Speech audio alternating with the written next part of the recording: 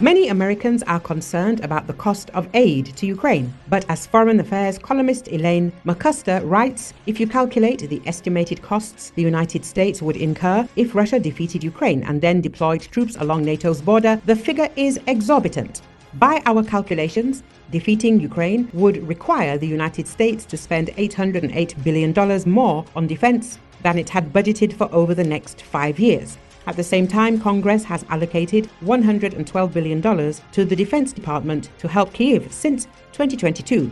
In other words, allowing Russia to defeat Ukraine would cost the United States about 7 times more than preventing Russia's victory, the article says. As the article notes, without US support, Russia will advance in 2025 because Kiev will run out of weapons. By 2026, Ukraine will lose effective air defense, allowing Russia to conduct ongoing large-scale bombing of military and civilian infrastructure. The country's army will likely collapse by the end of the year, allowing Russia to seize Kiev and then move toward NATO's border, the article says. After this, journalists note, Russia will most likely restore Russian combat units in Belarus and western Ukraine, on the border with NATO members Poland, Slovakia, Hungary and Romania. Ukraine's resources will help Moscow threaten the rest of Eastern Europe. With the Ukrainian army under its control, the Kremlin will have hundreds of thousands of additional highly trained, experienced and battle-tested soldiers it can force into service. It can also call upon the millions of Ukrainians Kyiv has not mobilized. In addition, control of Ukraine will give Russia more defense industrial capacity and economic potential, the article says. Thus, by 2030, Russia will again be ready to attack a NATO state. To contain Russia in Europe and defeat it, after the overthrow of Kiev, the US military would need about 270,000 new troops, at an additional cost of nearly $88 billion.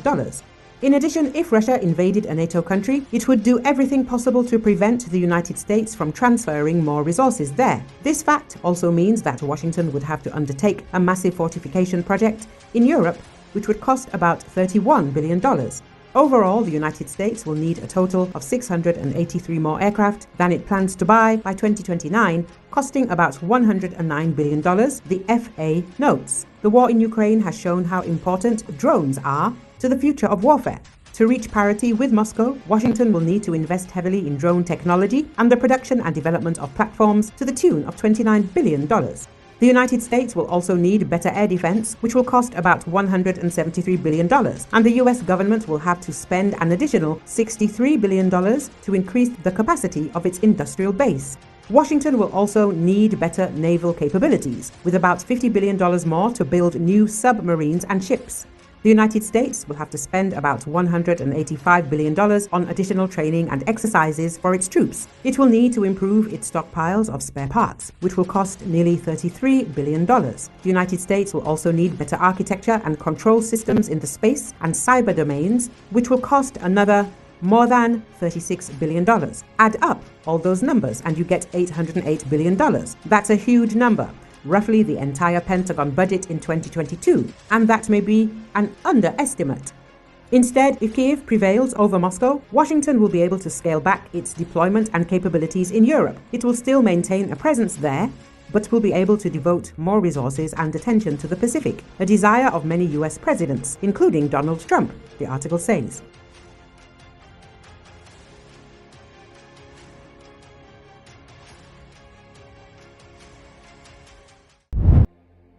At Syria's Latakia port, the twisted remains of 15 Navy vessels lie half sunk in the water after Israeli airstrikes destroyed military infrastructure across the country in the wake of the Assad regime's collapse last week. Warplanes hit what Israel said were Syrian air defense systems, military airfields, missile depots, and dozens of weapons production sites in the cities of Damascus, Homs, Tartus, Latakia, and Palmyra. Ayman Ali, an engineer at the port, said he returned to work 2 days after the airstrikes to find the boat used by port officials had been hit. Oil and diesel had also leaked out from the stricken vessels into the water. Drone shots show that several military and civilian ships were destroyed while docking at the port. The private security firm Ambri said it had seen evidence that at least 6 Soviet-era Syrian Navy missile ships were hit. "We've now started organizing things, and the situation is improving," said Ahmad Yehya, a Syrian opposition fighter. "In the near future, the port will be operational again, and even better than it was in 2010, God willing. Things are looking good," he added.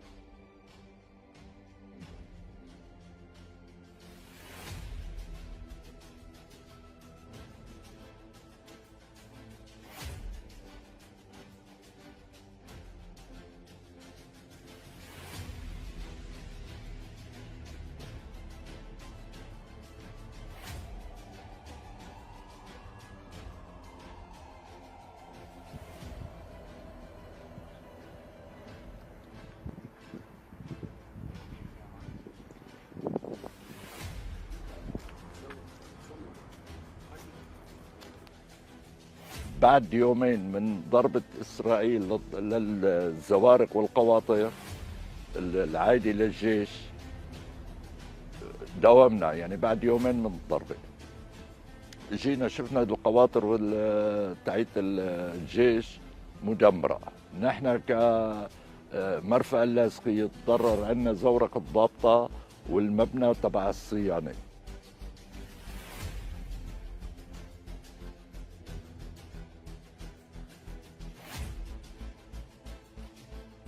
نتيجة ضرب الرباعيات أو الزوارق تاعت الجيش تسرب الزيت والمازوت على البحر، أدى هالشيء هذا إلى تلوث في البحر وتضرر الثروة السمكية.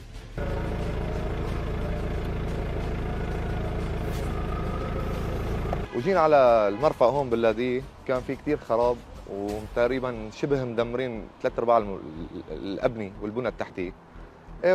وهلا بلشنا الحمد لله ننظم الامور هون، وصارت الامور كلها تمام الحمد لله. بالفتره القريبه راح يشتغل المرفأ مثل قبل وقبل 2010 واحسن ان شاء الله. الامور كلها جيده.